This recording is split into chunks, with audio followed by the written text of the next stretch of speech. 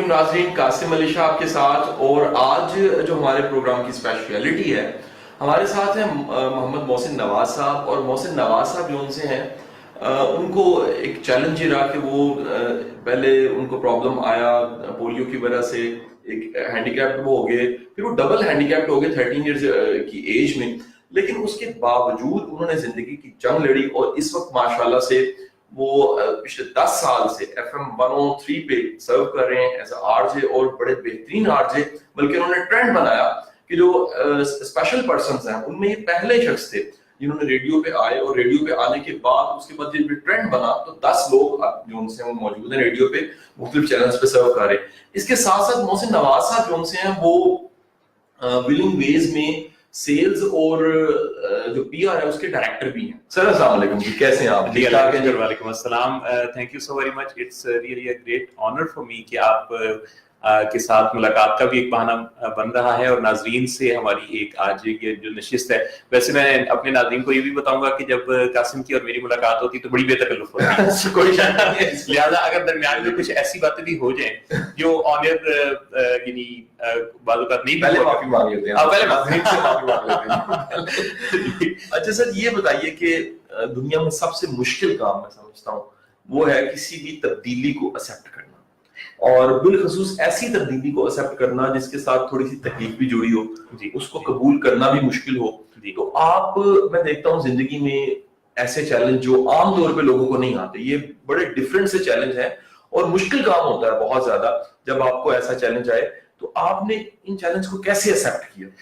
یہ آپ نے جو بات کہی کہ یہ ڈیفیکلٹ ہوتا ہے، تو نو ڈاؤٹ کہ باقی چینج کو ایکسیپٹ کرنا جو ہے وہ ایک خاصا ڈیفیکلٹ سمجھا بھی جاتا ہے، دیکھا بھی جاتا ہے. میں اکثر جب مجھ سے یہ سوال کسی انٹرویو میں پوچھا جاتا ہے تو میں پلٹ کے اپنے ماضی کی طرف دیکھتا ہوں. جب بھی ایج 13 ایئرس کی تھی، جب میرا آئی سائٹ کا چیلنج ہوا، چونکہ پولیو کی وجہ سے لیگس کے پیرالائز ہونے کی ایج تو تھی کوئی 1.5-2 سال کے نزدیک.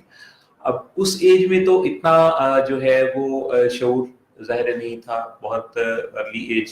لیکن 13 سال کی ایج میں جب یہ آئی سائٹ کا چیلنج بھی آیا اور ڈبل ڈسیبلٹی کا جو ہے وہ ایک چیلنج مجھے ملا، تو اس وقت انٹرنیٹ یا سوشل میڈیا یا ٹی وی چینلز یا جو اس طرح کے آج کی ترقی یافتہ جو ریسورسز ہمارے پاس موجود ہیں یہ نہیں تھے.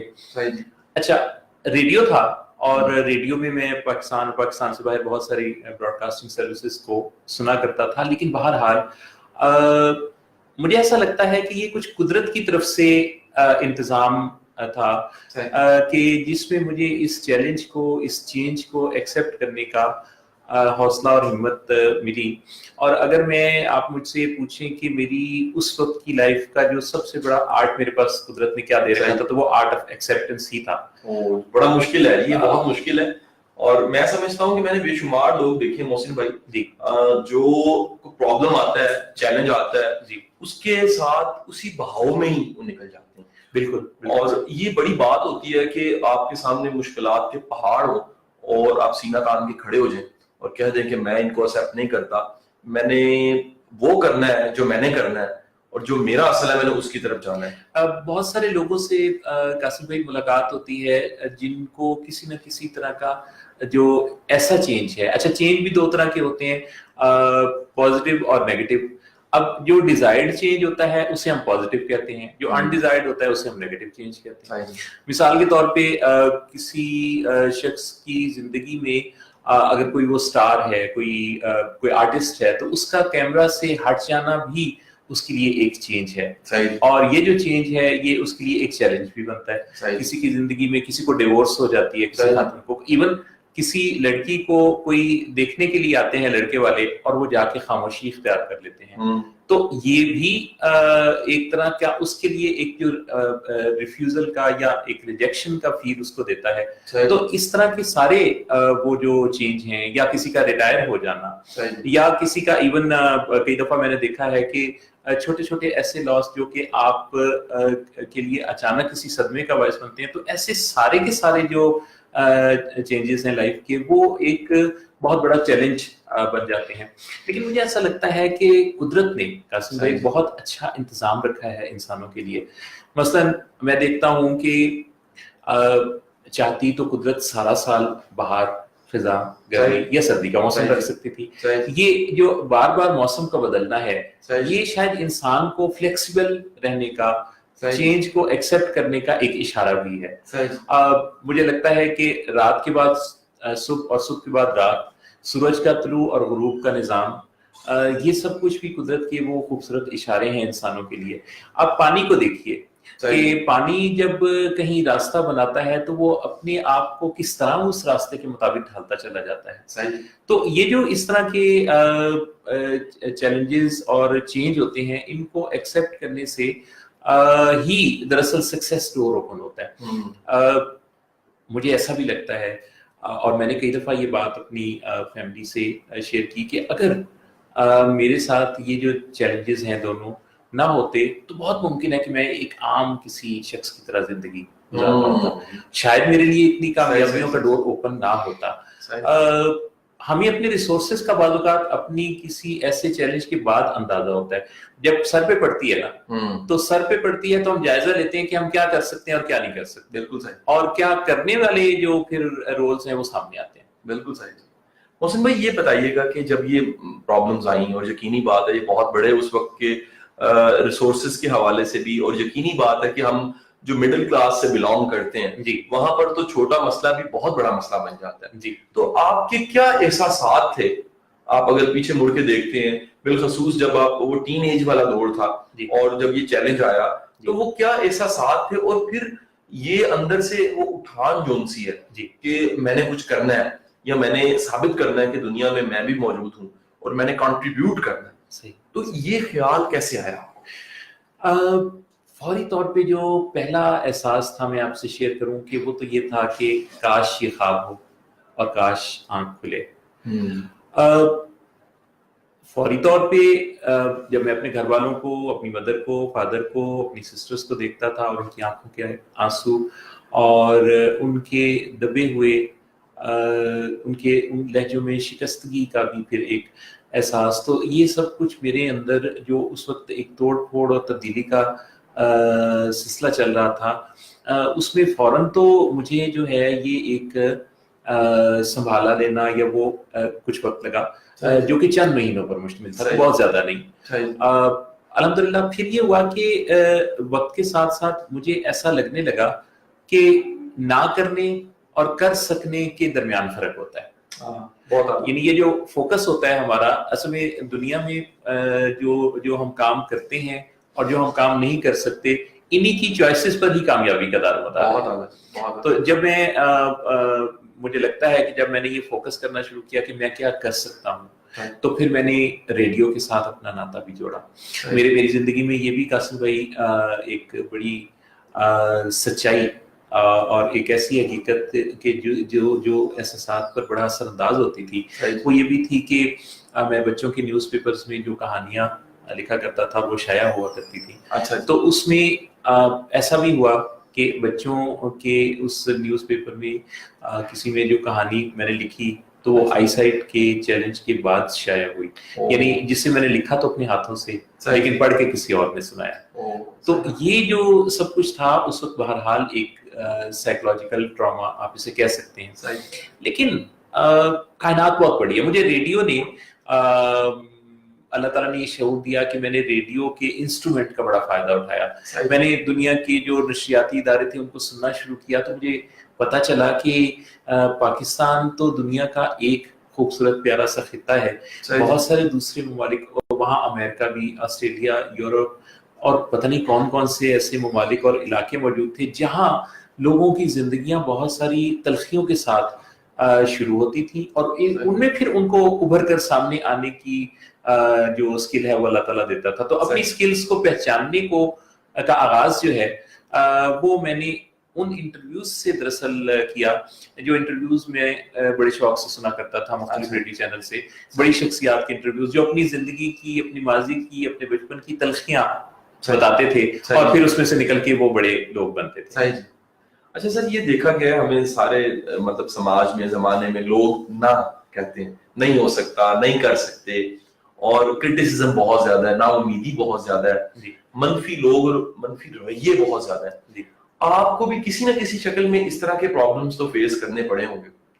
جی یہ جو آپ نے بات کہی ہے بڑی ہی امپورٹنٹ ہے، اور میرے خیال میرے ناظرین جو ہیں اس گفتگو کو اتنی توجہ دے رہے ہیں تو اس میں کچھ ایسے پوائنٹس جو آپ کے سوالات اٹ سیلف بڑا زبردست میں دیکھتا ہوں کہ جب آپ انٹرویو کرتے ہیں تو آپ کے سوالات کے اندر بھی ایک میسج ہوتا ہے،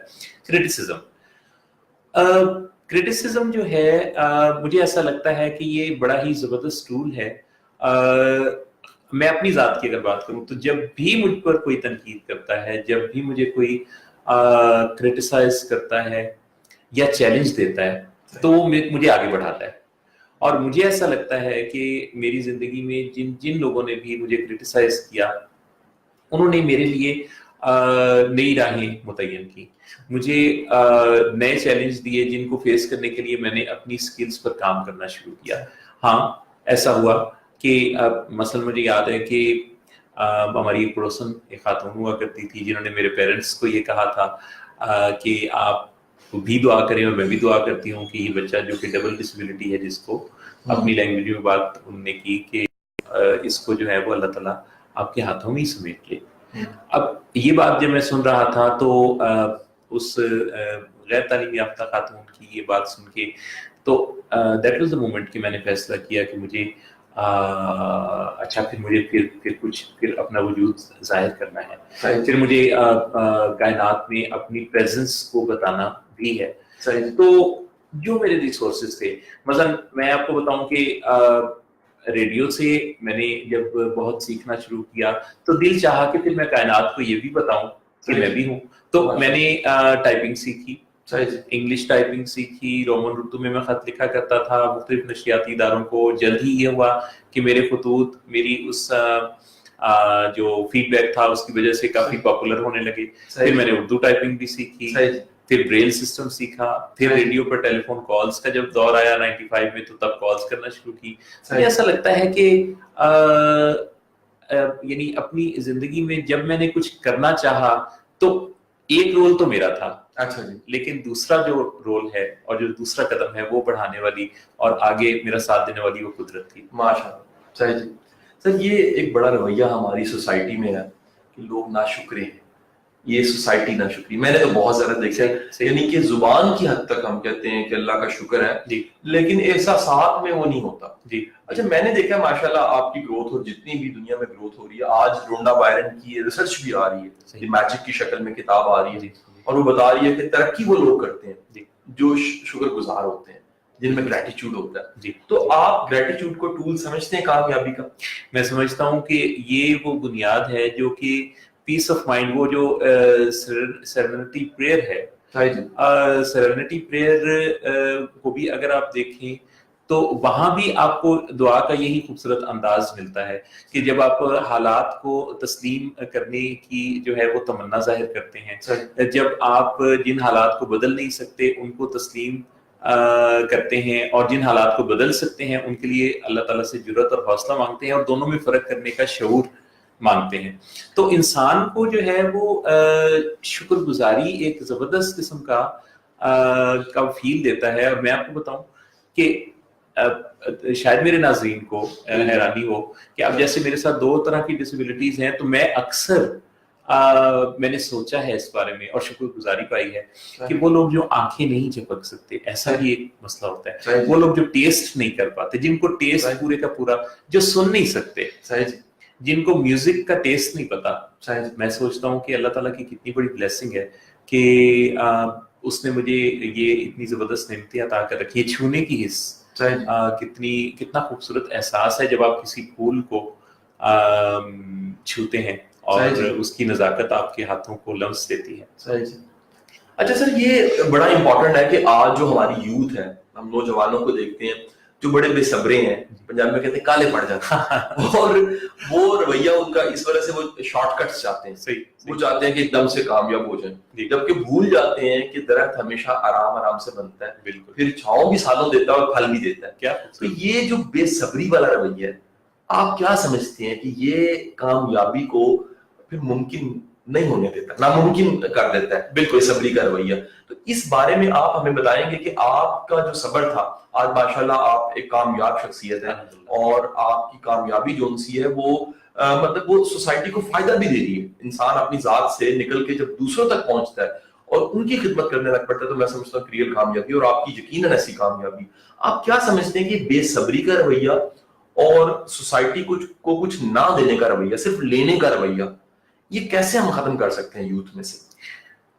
دیکھیں بہت ہی امپورٹنٹ آپ نے بات کہی ہے. واقعی لوگ جلدی سے کوئی کامیابی حاصل کرنا چاہتے ہیں, کم سے کم محنت کرنا چاہتے ہیں اور زیادہ سے زیادہ اس کا پھل اور صبر پانا چاہتے ہیں.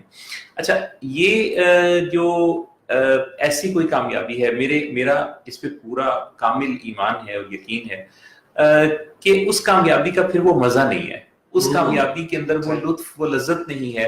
اور یہ جو بے صبرا پن ہے جو آپ کو اچانک سے آپ کا کوئی پرائز بانڈ نکال دیتا ہے. اچھا, آپ کو اس کامیابی میں نہ تو وہ چام ملتا ہے, نہ آپ اس کی قدر کر پاتے ہیں, اور نہ ہی اس کامیابی کے ساتھ آپ اپنے اندر کوئی تعمیری اپنی شخصیت کا کوئی تعمیری پہلو جو ہے وہ ابھار پاتے ہیں. تو میرا یہ خیال ہے کہ بے صبری اور بے چینی جو ہے یقیناً بہت ساری طبیعتوں میں ہوتی ہے, لیکن اس بے صبری اور بے چینی کو اگر ہم پہچان لیں اور اس کے بارے میں اگر ہم دوسروں سے فلیکسیبل ہو کے کئی دفعہ کمنٹس بھی دیا کریں. میں ایک میں آپ کو بات بتاؤں کہ کئی دفعہ میں ڈسکمفرٹ میں جانا چاہتا ہوں. اب آپ شاید حیران ہوں کہ سب لوگ تو کمفرٹ کی بات کرتے ہیں, تو میں ڈسکمفرٹ کا جو ورڈ استعمال کر رہا ہوں اس لیے کہ مجھے لگتا ہے کہ ہمارے اندر قاسم بھائی جو فلیکسیبلٹی ہے نا, اس کے بھی مسلز ہیں, اور ان مسلز کو پر بھی کام کرنے کی ضرورت ہوتی ہے. چھوٹے چھوٹے چیز آپ نے کبھی دیکھا ہے کہ کچھ لوگ ہوتے ہیں جو کہ اپنے گھر جب آتے ہیں تو کسی خاص چیئر پر, کسی خاص ٹیبل یا پر بیٹھ کے کھانا کھانے میں ہی ان کو جو ہے وہ ذائقہ ملتا ہے. اگر اس کی جگہ چینج ہو تو انہیں کھانے میں وہ مزہ نہیں آتا. سونے کی جگہ اگر تبدیل ہو تو انہیں بعض اوقات نیند نہیں آتی. میرا یہ خیال ہے کہ ہمیں جیسے میڈیکل ڈاکٹرز بھی کہتے ہیں کہ ہر روز ایک جیسا ناشتہ نہیں کرنا چاہیے. تو جب ہم تھوڑا تھوڑا اپنے آپ کو ڈسکمفرٹ میں لے جانے کی پریکٹس کرتے ہیں تو پھر ہماری بے صبریاں بھی ڈیل ہوتی ہیں, پھر ہماری بے چینیاں بھی ڈیل ہوتی ہیں. بہت سر, میں یہ ضرور پوچھنا چاہوں گا کہ یہ آپ کی لرننگ کے سورسز کیا تھے؟ یقیناً آپ علم والے شخص ہیں اور علم آگے ڈیلیور بھی کر رہے ہیں. آپ کے ریڈیو کے میں نے پروگرام سنے ہیں اور ان ریڈیو پروگرام سے بے شمار لوگوں کو فائدہ ہو رہا ہے. ہر پروگرام میں کوئی نئی بات ہوتی ہے اور کچھ نئے ٹاپکس ہوتے ہیں, بلکہ ایسے ٹاپکس ہوتے ہیں جو میں بڑا حیران ہوتا ہوں. میں کال کر کے اسپیشلی کئی دفعہ آپ کو کہتا ہوں کہ محسن بھائی آج کا تو ٹاپک ہی آپ نے بڑا زبردست چوز کیا ہے. یہ لرننگ اور نالج, اس کے سورسز آپ کے کیا کیا تھے؟ اب یہ کیونکہ تھوڑا سا اس کو ٹچ پرسنل بھی دینا چاہیے, تو اس میں ایک سورس تو آپ بھی ہیں. باقی جو سورسز ہیں اس میں بہت سارے آڈیو پروگرامز, سینکڑوں آڈیو پروگرامز جو ہیں وہ میرے پاس ہیں, ٹرینرز کے, انٹرنیشنل ٹرینرز کے.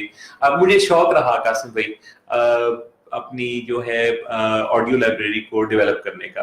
میں نے دنیا میں جہاں کہیں بھی کوئی ایسی چیز جس کی کوئی ریکارڈنگ چاہے کیسٹ کی شکل میں ہو, چاہے وہ کسی سی ڈی کی شکل میں, یا پھر وہ مختلف, اب تو خیر ڈاؤن لوڈیبلس بھی مل جاتے ہیں مختلف ویب سائٹ پر, تو وہاں سے میں نے ان چیزوں کو اکٹھا کیا اور میرے پاس ایک بہت بڑی لائبریری ہے جس میں بے شمار ٹرینرز کے پروگرام, بہت ساری جو ایسی ریکارڈنگز ہیں وہ موجود ہیں. اس کے علاوہ میں جب بھی کسی سے ملاقات کرتا ہوں یا میری انسپریشن اگر کوئی شخص بنتا ہے تو میں اس کے ساتھ ایک آڈیو کلپ ریکارڈ کر لیتا ہوں. بہت اعلیٰ.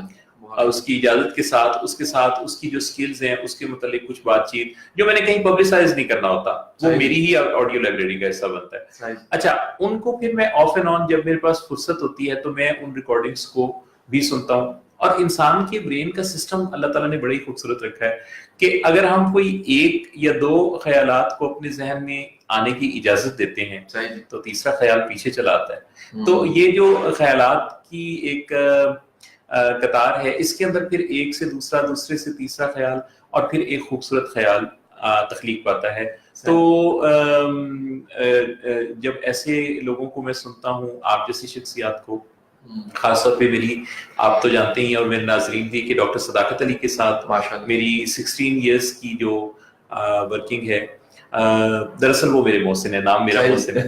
और मैं कहा करता हूँ कि डॉक्टर सदाकत अली साहब मेरी ज़िंदगी में वो एक खूबसूरत शख्सियत हैं जिनसे उन्होंने मेरा बहुत हौसला बढ़ाया, मुझे मौका दिया और इतना अच्छा उन्होंने गाइड किया कि हर मौके पर हर अगला कदम उठाते हुए मुझे उनकी रहनुमाई भी होती थी। उनकी खास एक शख्सियत का अंदाज है कि वो दूसरों को गलतियां करने से पहले गाइडेंस देते हैं।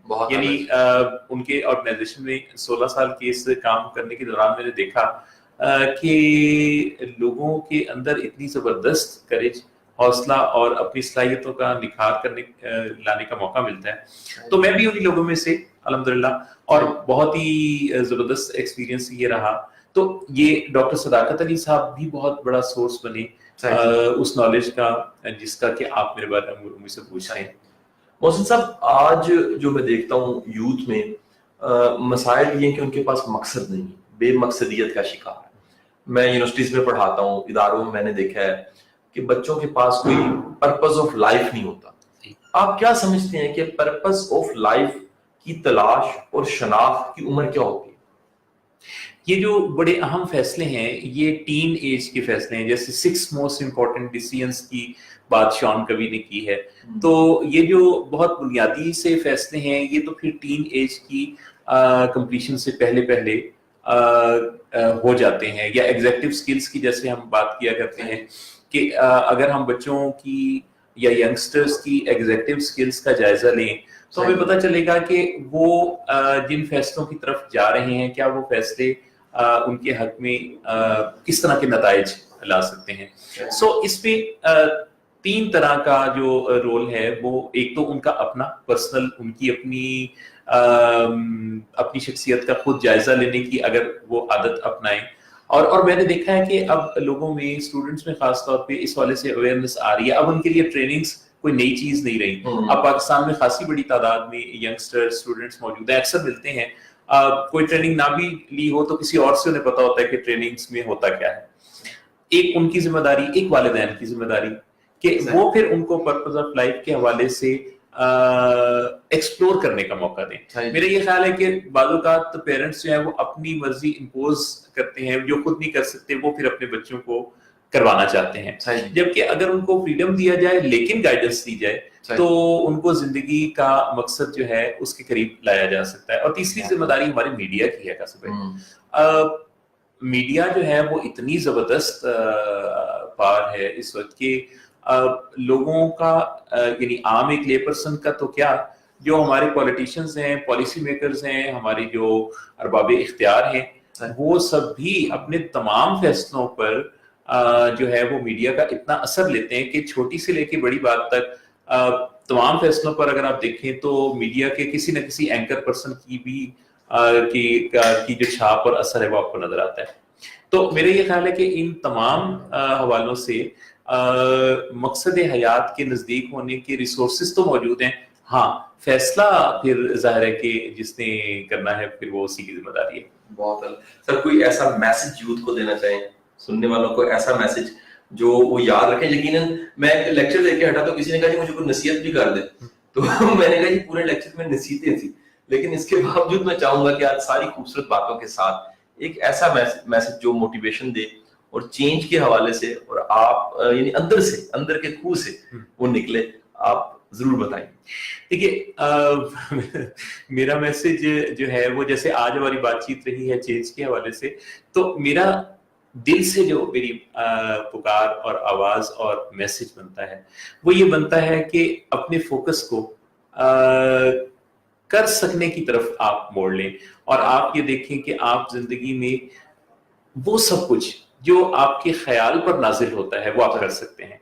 हम बहुत दफा जिंदगी में ये सोचते हैं कि हम जो है वो जो सोचते हैं, ये जो ख्यालात हैं वो शायद हमारे इख्तियार में नहीं है। तो एक्चुअली कुदरत का निज़ाम ऐसा है कि हमारे ज़हन में आने वाला हर ख्याल मुमकिन अमल है। सो अपने ख्यालात को भी हमें बहुत सोच समझ के आने की इजाजत देनी चाहिए अपने ब्रेन में, क्योंकि हम जो सोचते हैं वो हम कर सकते हैं, और अगर हमने अच्छा ना सोचा और नतीजा अच्छा ना निकला तो जिम्मेदारी हमारी होगी। सो हम बहुत अच्छा इसलिए सोचें कि हम जो भी सोचते हैं वो हम कर सकते हैं।